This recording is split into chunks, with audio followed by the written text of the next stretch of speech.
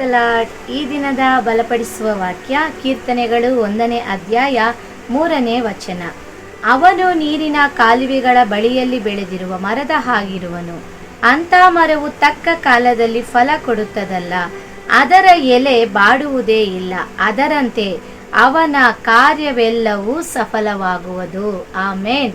ಪ್ರಿಯ ದೇವರ ಮಕ್ಕಳೇ, ಈ ದಿನ ದೇವರು ನಿಮ್ಮನ್ನು ನೋಡಿ ಹೇಳುತ್ತಿರುವ ವಾಕ್ಯ, ಅವನ ಕಾರ್ಯವೆಲ್ಲವೂ ಸಫಲವಾಗುವುದು. ಹಲ್ಲೆಲೂಯಾ.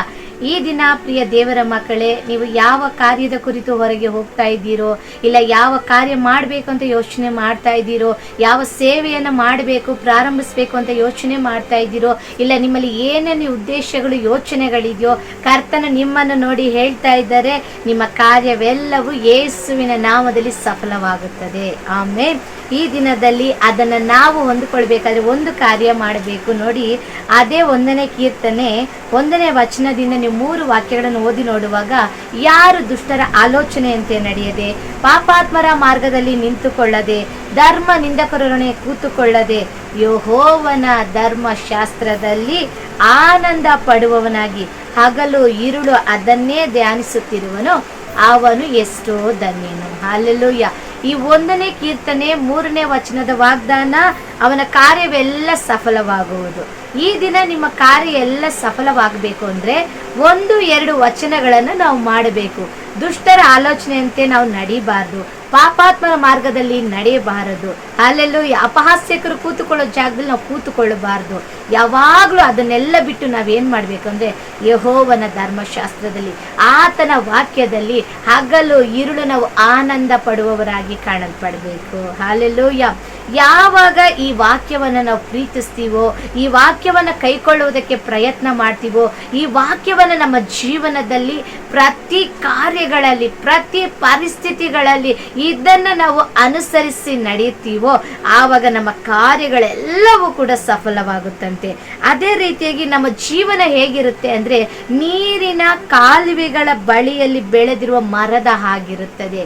ಈಗ ನೀರು ಯಾವಾಗಲೂ ಹರಿಯುವಂಥ ಕಾಲುವೆಗಳ ಬಳಿಯಲ್ಲಿರುವ ಮರಗಳನ್ನ ನೀವು ನೋಡೋದಾದ್ರೆ, ಅದು ಸಮೃದ್ಧಿ ಆಗಿರುತ್ತದೆ, ಫಲವತ್ತಾಗಿರುತ್ತದೆ. ಹಾಲೆಲ್ಲೂಯ. ಅದು ಸರಿಯಾದ ಸಮಯದಲ್ಲಿ ಫಲಗಳನ್ನ, ಕಾಯಿಗಳನ್ನ, ಹಣ್ಣುಗಳನ್ನ ಕೊಡುತ್ತಲೇ ಇರ್ತದೆ, ಅಂದ್ರೆ ಫಲ ಕೊಡುತ್ತಲೇ ಇರ್ತದೆ. ಹಾಲೆಲ್ಲೂಯ. ಯಾಕಂದ್ರೆ ಅದಕ್ಕೆ ನೀರಿನ ಕೊರತೆ ಇಲ್ಲ, ಅದಕ್ಕೆ ಬೇಕಾದ ನೀರು ಸಮೃದ್ಧಿಯಾಗಿ ಅದರ ಕಡೆಯಲ್ಲಿದೆ. ಯಾಕಂದ್ರೆ ಅದು ನೀರಿನ ಕಾಲುವೆಗಳ ಪಕ್ಕದಲ್ಲಿದೆ. ಹಾಲೆಲ್ಲೂಯ. ಪ್ರಿಯ ದೇವರ ಮಕ್ಕಳೇ, ಈ ದಿನ ನಿಮ್ಮ ಎಲ್ಲ ಕಾರ್ಯಗಳು ಸಫಲವಾಗುತ್ತೆ. ಯಾಕಂದ್ರೆ ದೇವರು ವಾಗ್ದಾನ ಮಾಡಿದ್ದಾರೆ. ಆ ಸಫಲತೆಯನ್ನು ನೀನು ಕಾಣಬೇಕು, ಅನುಭವಿಸಬೇಕು ಅಂದ್ರೆ ನೀವು ಮೊದಲನೇದಾಗಿ ದುಷ್ಟರ ಆಲೋಚನೆಯಂತೆ ನೀವು ನಡಿಬಾರ್ದು. ದುಷ್ಟರು ಅಂತ ಅನ್ನೋದಾದ್ರೆ ಬೇಡದಿರೋ ಕೆಡುಕು ವಿಷಯವನ್ನ ಹೇಳಿಕೊಡೋರು, ಕೆಡುಕು ಅಭ್ಯಾಸಗಳನ್ನ, ಕೆಟ್ಟ ಅಭ್ಯಾಸಗಳನ್ನ ಹೇಳಿಕೊಡೋರು, ಅವರಿಂದ ನೀವೇನಾಗಬೇಕು, ದೂರ ಹೋಗ್ಬೇಕು. ಹಾಲೆಲ್ಲೂಯ್ಯ.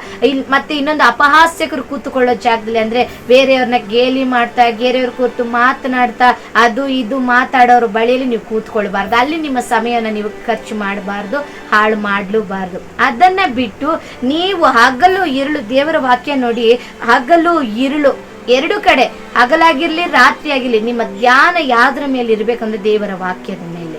ನಿಮ್ಮ ಮನಸ್ಸು ಎಲ್ಲಿರ್ಬೇಕು? ದೇವರ ವಾಕ್ಯದ ಮೇಲೆ. ನಿಮ್ಮ ಮನಸ್ಸು ಇದನ್ನೇ ಒರಗಿಕೊಂಡಿರ್ಬೇಕು.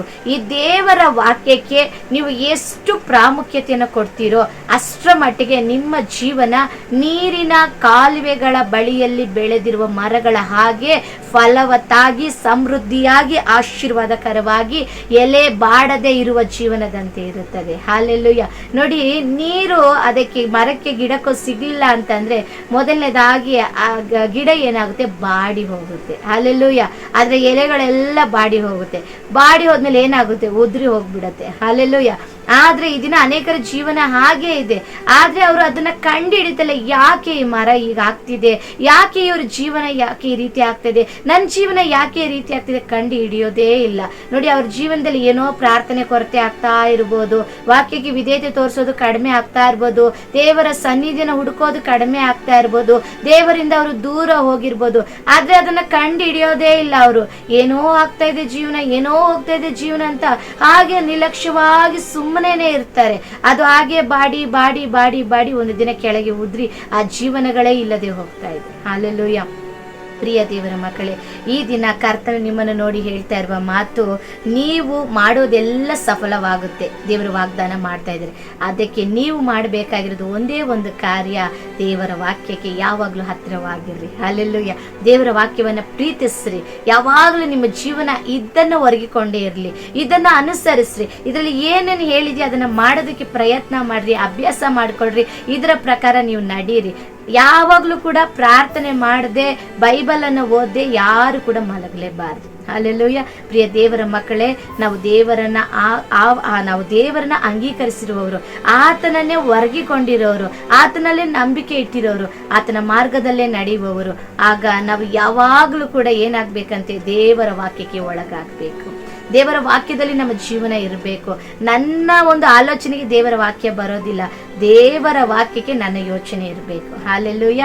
ಈ ದಿನ ಖಂಡಿತವಾಗಿ ನೀವು ಏನೇನು ಆಸೆ ಪಡ್ತಾ ಇದ್ದೀರೋ, ಏನೇನು ಎದುರು ನೋಡ್ತಾ ಇದ್ದೀರೋ, ಏನೇನೆಲ್ಲ ಬೇಕು ಎಂಬುದಾಗಿ ನೀವು ದೇವರ ಸಮ್ಮುಖದಲ್ಲಿ ಪ್ರಾರ್ಥಿಸ್ತಾ ಇದ್ದೀರೋ, ಖಂಡಿತವಾಗಿ ದೇವರು ಅದನ್ನು ಕೊಡೋದಕ್ಕೆ ಸಿದ್ಧರಾಗಿದ್ದಾರೆ. ಇನ್ನು ನಿಮ್ಮ ಜೀವನದಲ್ಲಿ ಯಾರಿಗಾದ್ರೂ ಈ ವಾಕ್ಯ ಕಡಿಮೆ ಆಗಿರೋದೇ ಆದರೆ ದಯವಿಟ್ಟು ಹಗಲು ಈರುಳು ಇದನ್ನು ಧ್ಯಾನ ಮಾಡ್ತಾನೇ ಇರಿ, ಇದನ್ನು ಓದ್ತಾನೇ ಇರಿ. ಇದನ್ನು ಓದುತ್ತಾ ಇದನ್ನು ಧ್ಯಾನಿಸ್ತಾ ಖಂಡಿತವಾಗಿ ನಿಮ್ಮ ಜೀವನದಲ್ಲಿ ಅನೇಕ ಅದ್ಭುತಗಳನ್ನು ನೀವು ಕಾಣ್ತೀರಾ. ನಿಮ್ಮ ಕಾರ್ಯವೆಲ್ಲ ಸಫಲವಾಗುತ್ತೆ. ಆಗ ಅನೇಕರು ನಿಮ್ಮನ್ನು ನೋಡ್ತಾರೆ, ಅನೇಕರು ನಿಮ್ಮನ್ನು ಕೇಳ್ತಾರೆ, ಏನಾಯ್ತು ನಿನ್ನ ಜೀವನ, ನೀನು ಏನು ಮಾಡಿದ್ರು ಚೆನ್ನಾಗಿ ಆಗ್ತಾ ಇದೆ, ನೀನು ಏನು ಮಾಡಿದ್ರು ಅದು ಒಳ್ಳೇದಾಗ್ತಾ ಇದೆ ಎಂಬುದಾಗಿ ಒಂದು ದಿನ ಅನೇಕರು ಬಂದು ನಿಮ್ಮನ್ನು ಕೇಳ್ತಾರೆ. ಆಗ ಈ ಸತ್ಯ ದೇವರನ್ನ, ಈ ಸತ್ಯ ವಾಕ್ಯಗಳನ್ನು ನೀವು ಅನೇಕರಿಗೆ ತೋರಿಸೋದಕ್ಕೆ ಮಾರ್ಗಗಳು ತೆರೆಯಲ್ಪಡುತ್ತದೆ. ಯಾವಾಗಲೂ ನಿಮ್ಮ ದರಿದ್ರ, ನಿಮ್ಮ ಕಷ್ಟ, ನಿಮ್ಮ ಹೋರಾಟ, ನಿಮ್ಮ ಕಣ್ಣೀರೇ ನೀವು ತೋರಿಸೋದೇ ಆದರೆ ನಮ್ಮ ಮೂಲಕ, ನಮ್ಮ ಜೀವನದ ಮೂಲಕ ಅನೇಕರು ಯೇಸುವನ್ನ ಹೇಗೆ ತಿಳಿದುಕೊಳ್ಳೋದು? ದಯವಿಟ್ಟು ಯೋಚನೆ ಮಾಡಿ. ನಮ್ಮ ದೇವರು ರಾಜಾದಿರಾಜನ ಮಕ್ಕಳು ಹೇಗಿರಬೇಕು? ರಾಜರ ಹಾಗೆ ಐಶ್ವರ್ಯದಲ್ಲಿಯೂ, ಸಮಾಧಾನದಲ್ಲಿಯೂ, ಸಂತೋಷದಲ್ಲಿಯೂ, ಅಭಿವೃದ್ಧಿಯಲ್ಲಿಯೂ ನಾವು ತುಂಬಿ ತುಳುಕುವವರಾಗಿರಬೇಕು. ಹಲ್ಲೆಲೂಯ. ನಮ್ಮ ಕಾರ್ಯಗಳೆಲ್ಲ ಸಫಲ ಆಗ್ಬೇಕು. ಅಪ್ಪ, ಇವ್ರು ಏನ್ ಮಾಡಿದ್ರು ಕೈ ಕೂಡಿ ಬರುತ್ತೆ, ಇವ್ರು ಎಲ್ಲಿ ಹೋದ್ರೂ ಸಮಾಧಾನ ಇರುತ್ತೆ, ಇವ್ರು ಎಲ್ಲಿದ್ರು ಸಂತೋಷ ಇರುತ್ತೆ, ಇವ್ರು ಎಲ್ಲೇ ಹೋದ್ರೂ ಒಂದು ಒಳ್ಳೆ ರೀತಿ ಕಾರ್ಯಗಳು ನಡೀತಾ ಇದೆ.